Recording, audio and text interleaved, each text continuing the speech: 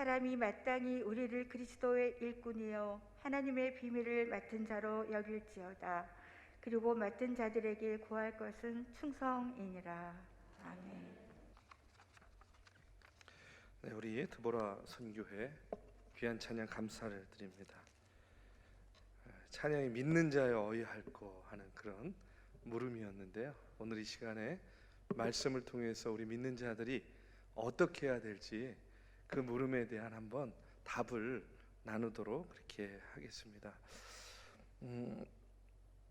여러분들 식사 맛있게 하셨어요? 네. 오늘 이 시간에는요 고린도전서 4장의 말씀인데요, 맡은 자의 충성입니다. 이런 이야기가 있습니다. 아주 유명한 거장이죠. 미켈란젤로가 시스틴 채플에 이제 천장의 벽화 프레스코를 거의 다 완성할 즈음에 이르렀습니다. 이 사람들이 이렇게 볼 때에는 작품이 끝난 것처럼 보였어요.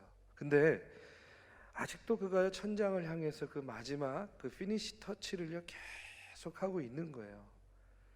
이제 그 모습을 지켜보던 조수가 묻습니다. 선생님, 이제 끝나지 않았습니까? 하고 이렇게 물으니까, 자네 눈에는 끝난 것처럼 보이는가? 내 눈에는 아직 끝나지 않았네 하고요 계속 터치를 하는 거예요. 그렇게 몇 달을 더 하는 겁니다.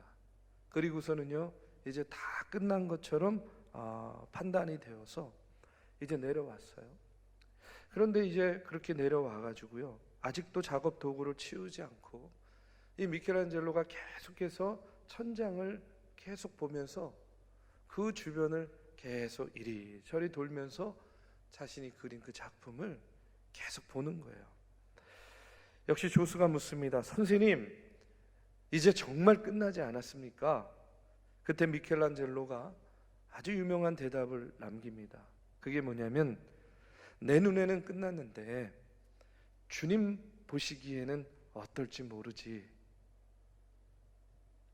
내 눈에는 끝났는데, 끝나 보이는데 주님 보시기에는 어떨지 모르겠어 하면서 그가 계속해서 그 작품을 보면서 그 주변을 맴돌았다는 거예요. 저는요 이 이야기를 들으면서 그런 생각합니다. 오늘 헌신을 다짐하는 우리 드보라 선교회도 그렇고, 오늘을 사는 우리가 늘 언제나 우리의 마음속에 무엇을 하든지 놓치지 말아야 될 생각이 있다는 거예요. 그것은 뭐냐면 바로 나 보기에 좋고 남 보기에 좋은 것, 물론 이것도 중요한 것이겠지만 언제나 우리 마음 가운데에는요 주님 보시기에는 어떨까 하는 이 마음의 생각을 우리가 절대 놓치지 말아야 되리라고 생각합니다.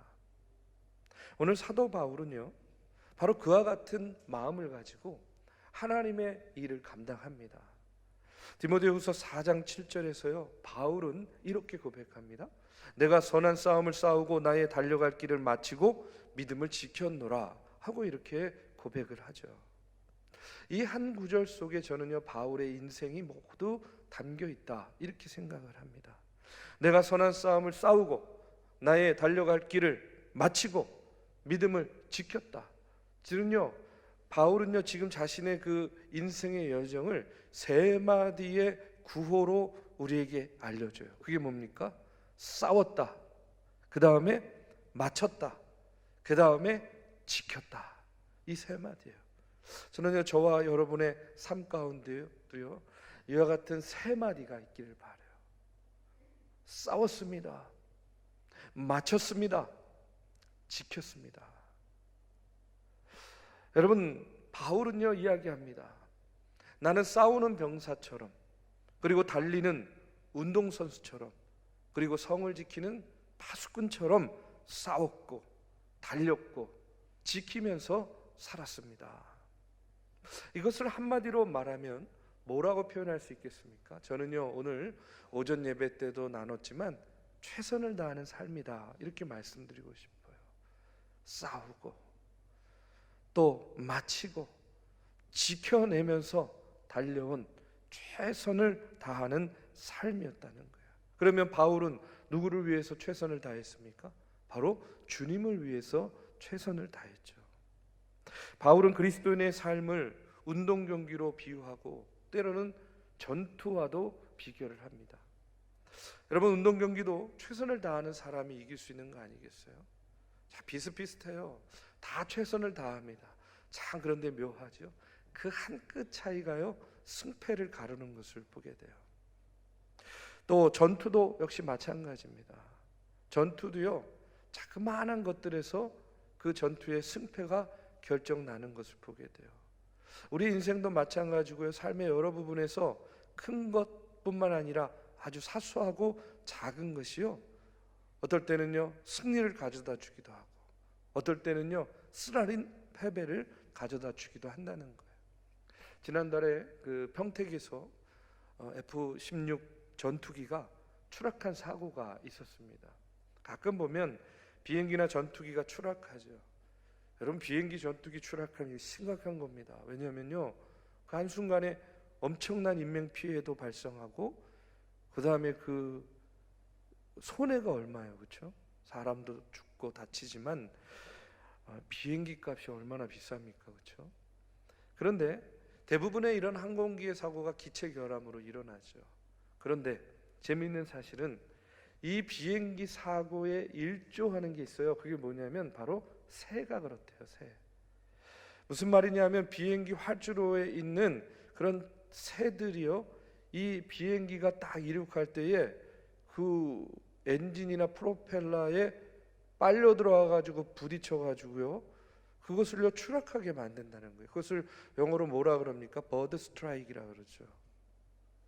사실 비행기하고 새를 비교해 보십시오. 그게 얼마나 엄청난 차이가 있습니까? 그 어마어마한 차이에도 불구하고, 그런데 그 작은 새가 그 엄청난 비행기를요 떨어뜨릴 수도 있는 거예요. 엄청난 손해를 입힐 수 있다는 겁니다. 저는요, 우리가 이 이야기를 통해서 놓치지 말아야 될 것은, 그렇죠, 우리가 작은 일에도 결코 소홀히 해서는 안 된다 하는 그런 일이에요. 최선을 다하는 삶은 작은 일이든 큰 일이든 소홀하게 여기지 않고, 저는요 전심전력을 다하는 삶이다 라고 이렇게 믿습니다. 오늘 본문을 통해서 그러면 우리가 왜 이렇게 최선을 다하는 그런 삶을 살아야 되는가? 저는 첫 번째로 우리는요 그리스도의 일꾼이기 때문에 그래요. 우리는 누구다? 그리스도의 일꾼이라는 거예요. 본래 일꾼이라는 말의 의미는 배의 밑창에서 노를 젓는 사람들을 가리키는 말입니다. 북소리에 맞춰서 여러분 노를 젓잖아요, 그렇죠? 둥, 둥, 둥. 이 북소리에 맞춰 가지고요 영차 노를 젓습니다. 예전에 벤허라는 영화 다 보셨잖아요. 네, 벤허. 저도 어린 시절에 혼자 가서 영화를 봤는데 중학교 2학년 때였던 것 같아요. 너무나 큰 감동과 인상이 남아 있어요. 아직도 그 모습이 장면 선합니다. 아직도 기억에 남는 장면이 바로 배에서 노를 젓는 장면이었어요. 다 둥둥. 이 북소리에 맞춰서 노예들이죠, 노예들이요 영차 노를 젓습니다. 근데 만약에 제대로 하지 못하면 어떻게 해요? 지켜보고 있는, 그걸 뭐라 그래야 되죠? 그냥 하여튼 채찍이 그냥 휙 날라가지고 여지없이 살갗을 떼어낼 것과 같은 그런 고통을 주는 거죠. 여러분, 성경은요 우리를 그리스도의 일꾼이라고 이야기합니다. 앞서 말씀드린 바와 같이 여러분, 노를 젓는 일꾼은 한눈 팔 수가 없어요. 딴 점 피워서도 안 됩니다. 지금 노 젓는 내 자리가 마음에 안 든다고 바꿔주세요. 그랬다가는 뭐만 날라와요? 채찍만 날라오는 거예요. 꾀를 부릴 수는 더더욱 없는 거죠. 핑계를 댈 수도 없는 겁니다. 불평도 불만도 통하지 않는 자리예요. 그죠? 여러분, 일꾼은요 뭘 하는 거예요? 둥 북소리에 맞춰서 열심히 노만 저으면 되는 거예요. 이 배가 어디로 가는 배인가? 이 배의 목적지가 어디인가? 여러분, 그것은요 관심 가질 일이 없어요. 그것은 누가 정하는 겁니까? 배의 선장이 정하는 거예요. 어디로 가는지, 방향이 무엇인지, 목적이 무엇인지, 그것은 선장이 정하는 일이고, 일꾼된 우리는 뭐 하는 거예요? 그죠? 둥 북소리에 맞춰서 노를 젓는 거라는 거예요. 지금은요, 모내기 할 때 기계로 하잖아요. 근데 아마 여러분들이 더 잘 아시지 않습니까? 옛날에는 모내기 할 때 어떻게 합니까? 딱 사람들이 쭉 일렬로 서가지고 손에 이제 그 모종 한 움큼씩 들고 있다가 이제 양쪽에서 줄을 가지고 그 줄을 갖다가 이렇게 탁 넣으면요, 거기에 맞춰가지고 모종을 하나씩 탁 이렇게 심는 거 아니겠어요? 안 해보셨습니까? 예. 지금 막 비몽사몽이어가지고 뭐 저는 이제 농활, 예전에는 저 대학생 때 그 수련회는요, 여름 수련회 항상 농촌 봉사활동 뭐 이런 것도 가고, 봄에 모내기 할 때는요 모내기 봉사도 가고 막 그랬는데, 그렇게 이제 뭐를 심는 겁니다, 모종을. 근데 여러분 한번 생각해 보십시오. 그저 그럴 때는요, 그 구령에 맞춰서 거기에 그 구령을 맞춰줍니다. 어이 뭐 이렇게 구령이 있어요. 그럼 그 구령에 맞춰서 그냥 하는 거예요. 물론 잘 못하죠, 우리는 서투니까. 그러나 아마 거기에 익숙한 사람들은 그렇게 하는 거예요. 근데 그 모종을 심으면서 심는 사람이요, 지금 이 모를 심으면 이 밭에서 논에서 쌀이 몇 가마나 나올까? 뭐 이런 생각하면서 심습니까? 아니잖아요. 야, 이거 키우려면 비료 많이 드는데 비료값 얼마나 들까? 뭐 이런 생각합니까? 야, 이 논에서 난 쌀은 누가 가져다가 먹을까? 이런 생각하면서 하는 거 아니잖아요. 그저 그냥 구령에 맞춰서 그 순서가 돌아오면 열심히 그냥 일어서고 또 숙이고 하면서 모를 심는 거예요. 바로 그것이 일꾼된 자의 자세라는 겁니다. 자, 우리는요 지금 하나님의 밭에서 일하는 농부예요. 하나님의 배에서 노를 젓는 일꾼이에요. 하나님의 논에서 모를 심는 일꾼이라는 거예요.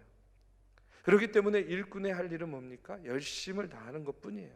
다른 것에 신경 쓸 필요가 없다는 겁니다. 그러면 하나님께서 그 길을 인도해 주십니다.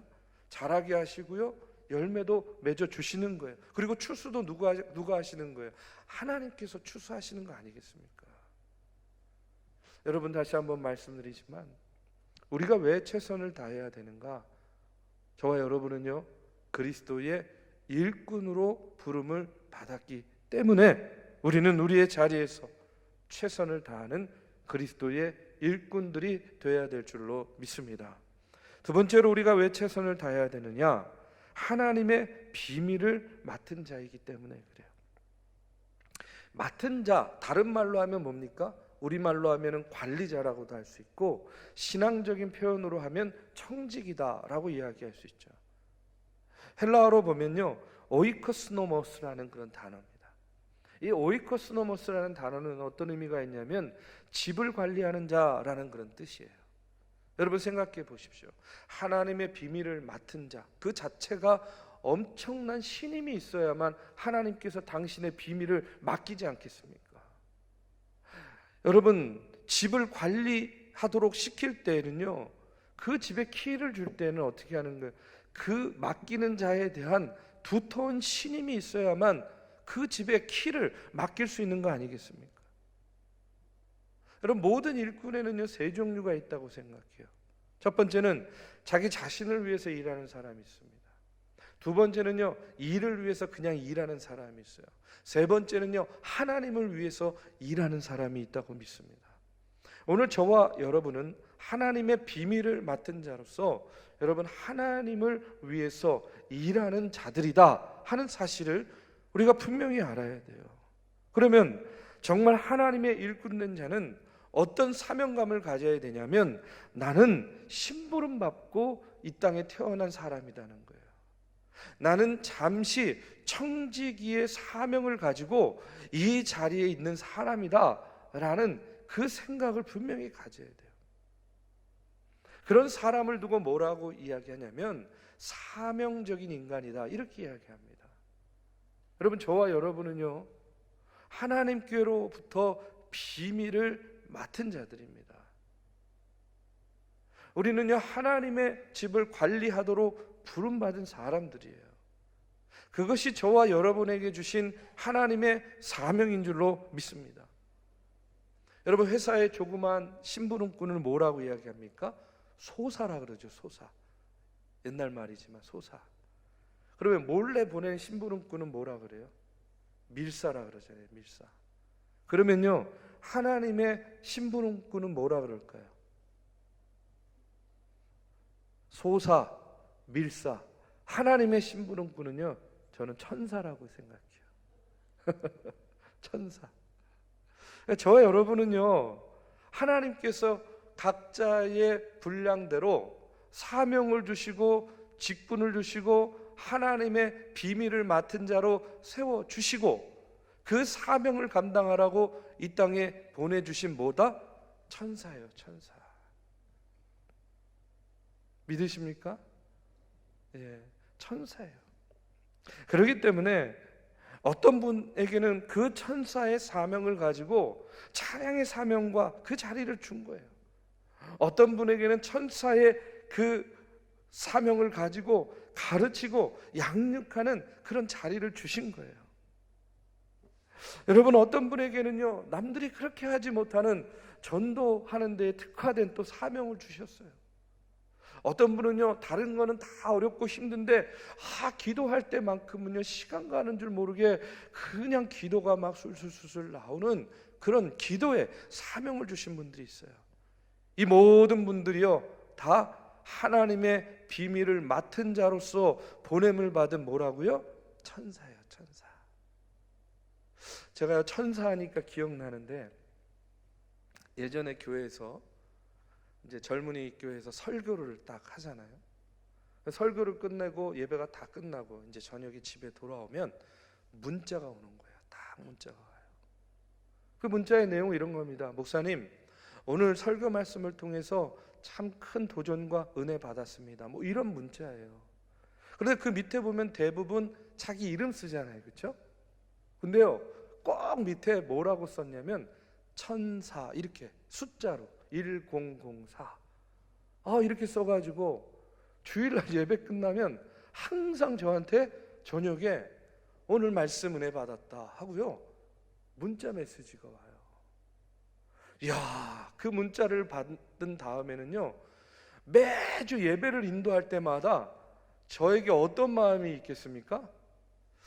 도대체 천사가 누굴까? 천사를 찾는 거예요. 아니, 그러지 않겠습니까? 안 궁금하겠어요?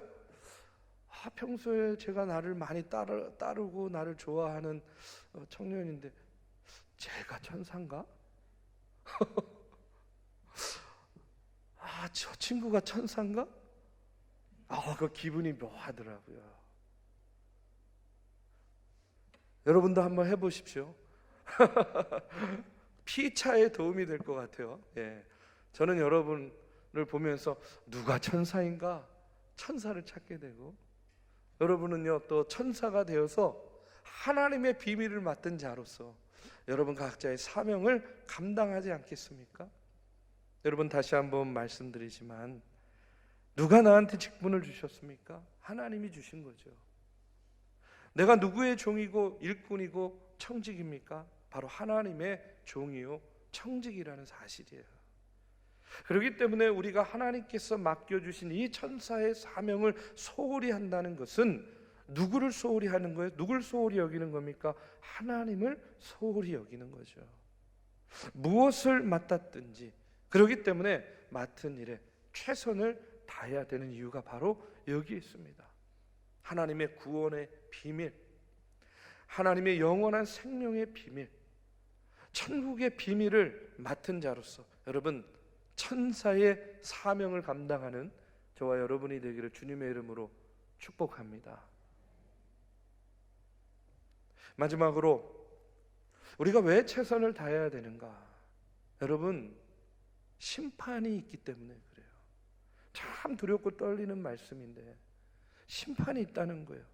고린도전서 3장 13절의 말씀에 보면 각 사람의 공적이 나타날 터인데 그 날이 공적을 밝히리니 라고 이렇게 이야기하고요. 4장 4절 끝을 보면 다만 나를 심판하실 이는 주시니라 이렇게 말씀하고 있어요. 여러분, 기독교는 창조론과 종말론을 가진 종교입니다. 창조론은 뭐죠? 하나님께서 천지를 창조하셨다는 거예요. 그리고 종말론은 뭡니까? 이 세상의 종말이 하나님의 심판으로 끝나고 영원한 새로운 새 천국이 시작된다 하는 것이 종말론이죠. 그리고 그 이후에는 어떤 세계가 있습니까?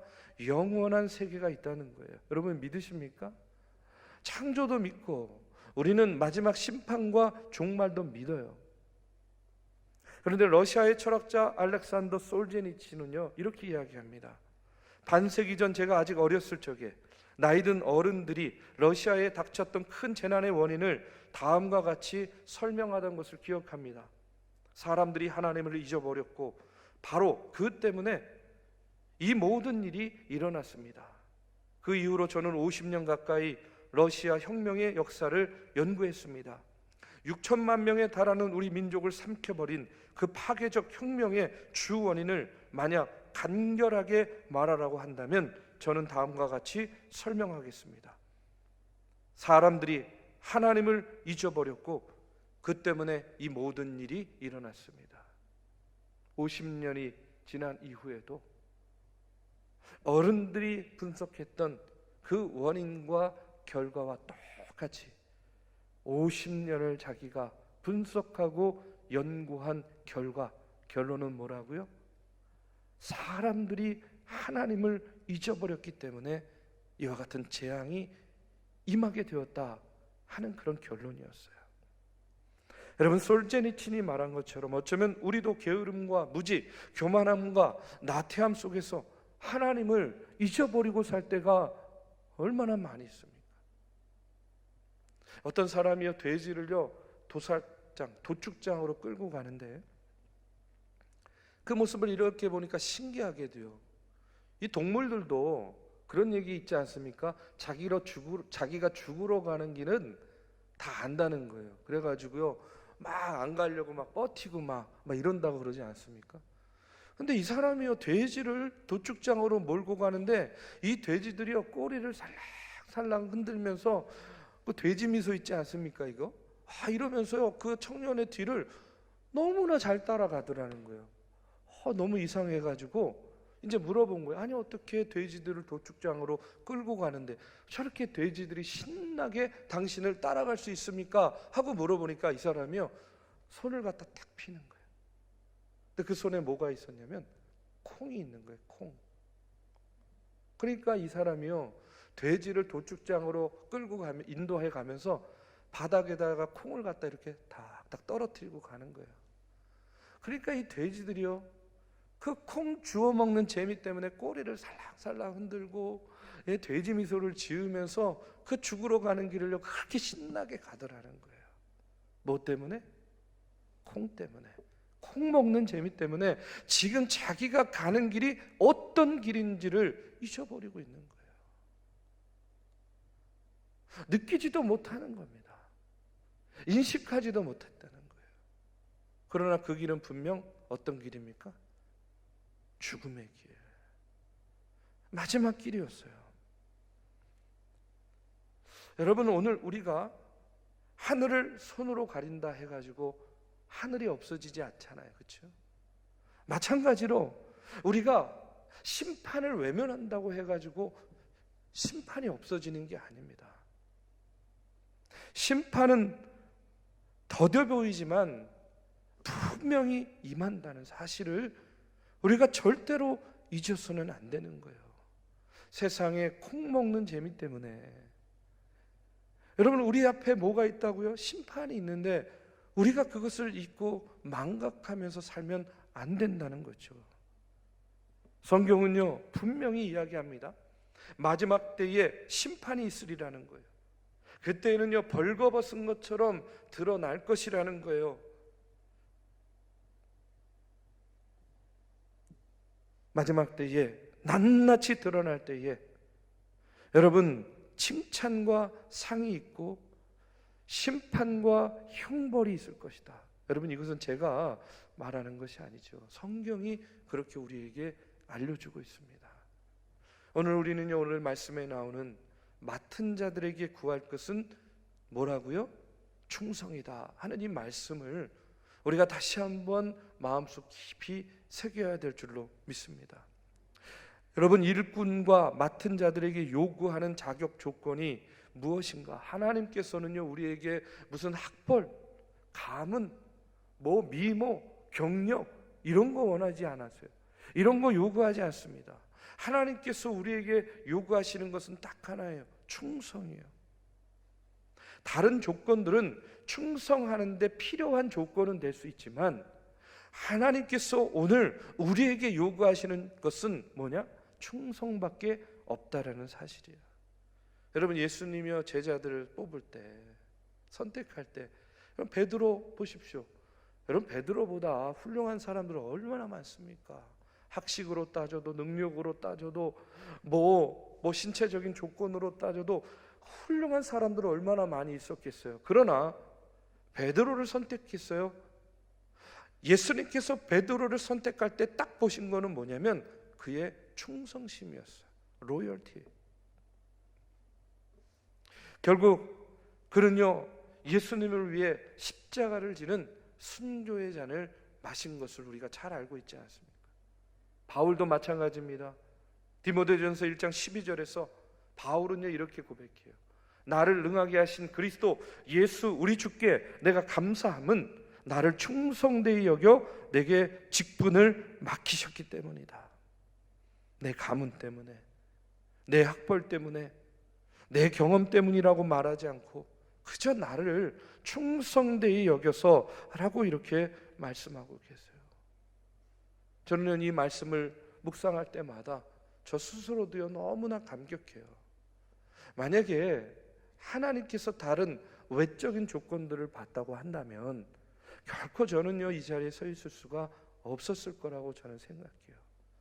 여러분 듣기 좋으라고 겸손의 멘트가 아니에요. 정말로 그렇게 믿습니다. 나같이 부족하고, 나같이 어리석고, 나같이 연약하고, 나같이 보잘것없는 사람인데, 근데요 옛날부터 제가요 항상 부모님한테 들었던 말씀이 뭐냐면 어른의 말을 들으면 자다가도 떡을 얻어먹는다 하는 얘기를 참 많이 해주셨거든요. 그래서 제가 다른 건 몰라도 말은 잘 들었던 것 같아요. 아마 하나님께서 저를 당신의 종으로 삼고 사용하실 때에 아마 그런 기질을 보지 않았을까. 오늘 말씀을 이렇게 묵상하고 준비하면서 그런 생각을 하면서 다시 한번 저 자신부터 제 마음속에 다짐합니다. 내가 더욱더 하나님의 충성된 종이 되어야 되겠다. 내가 하나님의 비밀을 맡은 자로서, 하나님의 귀한 사역을 맡은 자로서, 나부터도 더 충성된 종으로서 그 하나님의 일들을 감당해 나가야 되겠다라고 저부터 다짐합니다. 우리 사랑하는 믿음의 성도 여러분, 오늘 하나님께서 저와 여러분을 택하시고 당신의 비밀을 맡기시고 하나님의 천사로서 이 땅에서 당신의 일들을 감당하게 하신 이유는 가문이나 또 학벌이나 능력이나 외모나 물질 이런 것 때문이 결코 아님을 우리가 잘 알지만 다시 한번 우리의 마음속에 새기시기를 주님의 이름으로 축복합니다.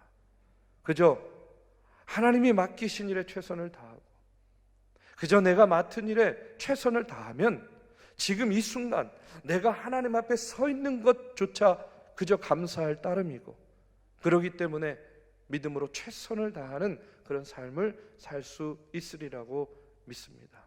오늘 헌신을 다짐하는 우리 드보라 선교회뿐만 아니라 이 자리에 함께한 우리 믿음의 성도 여러분, 최선으로 하나님에게 충성을 다하시기를 바라고, 그 충성을 통해서 하나님의 놀라운 기적의 역사가 여러분의 삶을 통해서, 우리가 섬기는 이 교회를 통해서 귀하고 복되게 열매 맺을 줄로 믿습니다.